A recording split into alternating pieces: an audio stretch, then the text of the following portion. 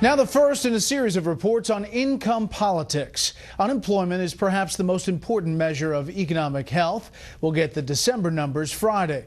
But it may surprise you to know there are a lot more jobs out there than there are qualified people to fill them. Correspondent Molly Henneberg looks tonight at the sometimes fuzzy math of the job market. For Americans trying to get into or back into the job market, there seems to be a disconnect in the numbers. The last time we got unemployment numbers for November, there were 10.9 million Americans out of work. But there were also about 4 million unfilled private and government jobs the last time those numbers came out in October, according to the Bureau of Labor Statistics. Why so many unfilled jobs? Part of the problem, some analysts say, is geography. So you can have a whole bunch of unemployed people in, say, Nevada, a state with a very high unemployment rate, but the jobs may not be in Nevada. The jobs may be in somewhere like, say, Massachusetts or D.C., where we have a relatively low unemployment rate. In addition, there can be intense competition for the jobs that are available. Right now, there are nearly 3 unemployed workers for every job opening. But mostly, as Congress debates extending unemployment insurance again, experts say the problem is a weak economy. Businesses are recruiting much less intensely than before, in part because they're uncertain about where the economy is going. They don't want to commit to hiring a full-time worker if their sales are not going to hold up, if hiring that worker is not going to be a good investment for the company. But Shirk also says even if President Obama, who decided a year ago to allow his Jobs Council to expire, were presiding over a healthy economy, there still would be millions of unfilled jobs each month. Because some businesses are going out of business, new businesses are starting up and hiring new workers. Existing businesses will be expanding. And as a result, you'll have many job vacancies created. And those vacancies take time to fill.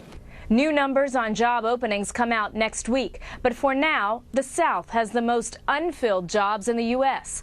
But the Midwest is showing the greatest increase in job vacancies. Brett? Molly, thank you. Stocks were up today. The Dow gained 106. The S&P 500 finished ahead 11. The Nasdaq increased 39.5. Coming up shortly, the state of American business from U.S. Chamber of Commerce President Tom Donahue. If you have some questions for him, let me know at facebook.com/BrettBairSR or on Twitter @BrettBair. You can use the hashtag Special Report. President Obama will meet with congressional bosses Thursday to talk about surveillance reform. Tomorrow, he has sessions with the leaders of the intelligence community and with members of his Privacy and Civil Liberties Oversight Board. A U.S. defense official has confirmed to the Associated Press that 4 Air Force crew members were killed in a helicopter crash today in England. The U.S. military says the HH-60G Pavehawk was on a low-level training mission. The chopper was assigned to the 48th Fighter Wing out of RAF Lakenheath. The U.S. is in the grip of a deep freeze, unlike really anything seen in decades. Frigid temperatures and dangerously cold wind chills are breaking records all over the eastern half of the country and affecting nearly 200 million people. Senior correspondent Rick Leventhal has the latest tonight from a chilly New Jersey. Is your face hurt at all? I mean, any part of your... My fingers is numb. Pretty much everything else is all right. I've been doing this for a long time, so I got to adjust for it. Sanitation workers on the job in northern New Jersey, despite a feels-like temperature of -14 degrees. As long as the truck keep moving, we okay. Y'all standing still? Don't do this at home.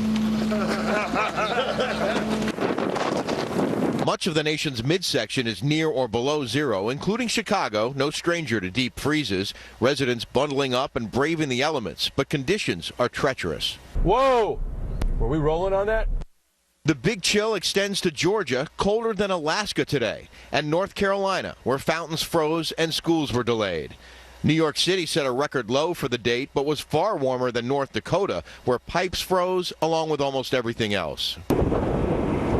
Power companies across the Midwest, Northeast, and Mid-Atlantic encouraging customers to cut back on usage, but thousands of people are still dealing with outages, and there are widespread transportation troubles, with frozen tracks delaying trains and thousands of flights delayed or canceled. Fox forecaster Janice Dean says warmer weather is on the way.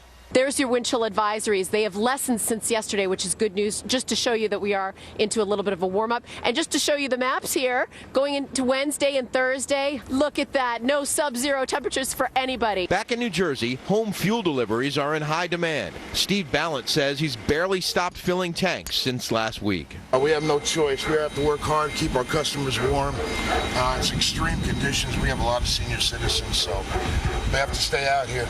Summertime, it's a good job. Right now, not such a great job. Steve says on days like this, his truck is his sanctuary where he can thaw out between deliveries, and we can relate to that. It remains bitter cold in Carteret tonight. Temperature around 10 degrees, wind chill -7. It will be a balmy 26 tomorrow, and as you heard, it could hit the 50s by this weekend, so people just need to find a way to stay warm until then. Brett? That's shorts weather, essentially. All right, Rick, thank you.